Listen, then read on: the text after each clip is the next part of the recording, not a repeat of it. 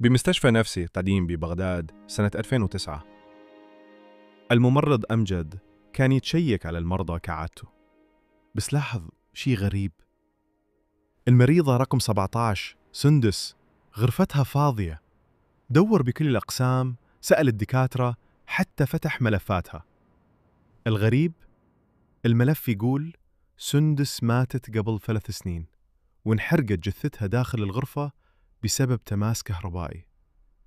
بس أمجد يقسم شافها قبل يوم تمشي بالكوريدور وتضحك بطريقة غريبة. طلب كاميرات المراقبة وشاف الفيديو. الجميع شاف سندس تمشي، بس الكاميرا ما سجلت شيء. كان أمجد الوحيد اللي يشوفها بعينه. باليوم الثالث لقوه أمجد نايم على سريرها نيت، وراسم على الجدار بدمه رقم 17.